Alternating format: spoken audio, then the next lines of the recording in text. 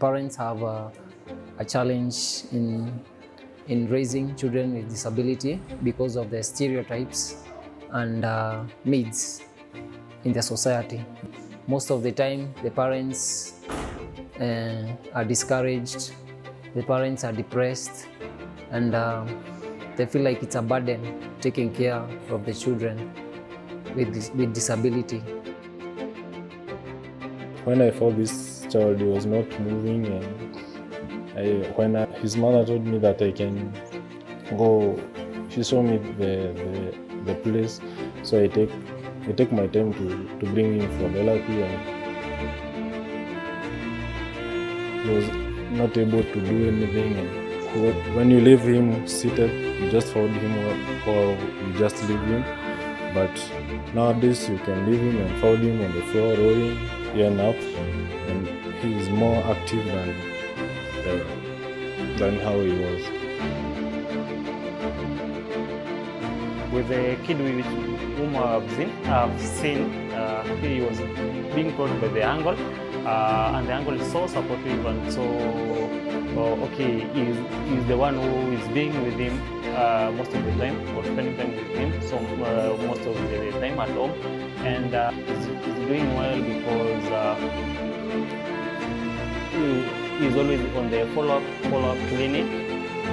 He has a chair at home which he uses to feed him, and he's awaiting for the wheelchair.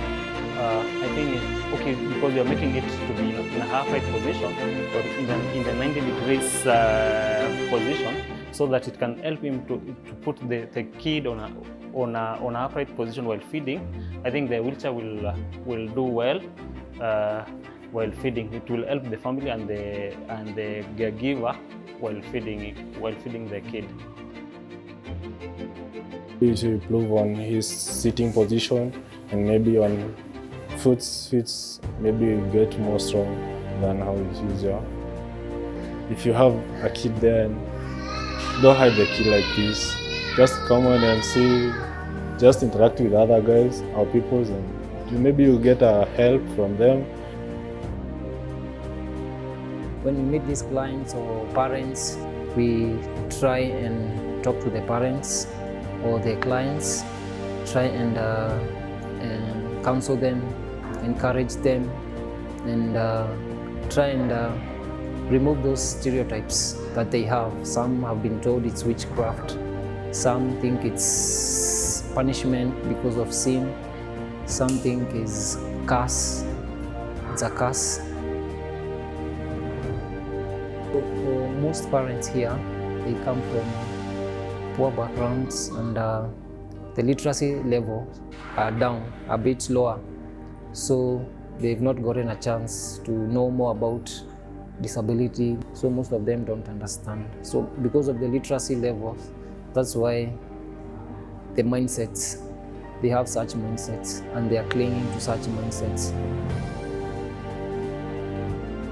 Mentorship is really needed, because when these parents get our services, you don't know what they are going through. You don't know what is going on in their mind.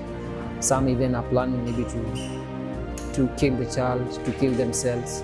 That's why maybe our organization saw the need of doing it.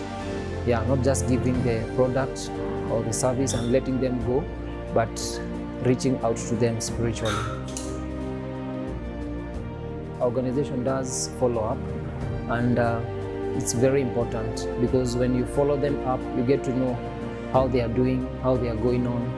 And some tell you they couldn't go to church with their child because of the challenge they had, the wheelchair, and now they tell you they are going to church. And some tell you that they were ashamed of their child, taking the child out to play with others. Some were afraid even to go to social places and events to visit their family, friends, and now they tell you they are confident, they are not ashamed of their children, of their child, or their client, and they know now, they know better that it's not a curse, it's not witchcraft, it's not bad omen, but that child is a blessing from God. Yeah, and I feel so happy when I do follow up and a parent tell me that they are going on very well, they are not ashamed of their children, and their self-esteem has changed. When we meet these clients or parents, we try and encourage them and talk to them to try and show them that it's not a curse, it's not witchcraft, and they are not bad omen. Still God loves them, and God has a purpose with their life.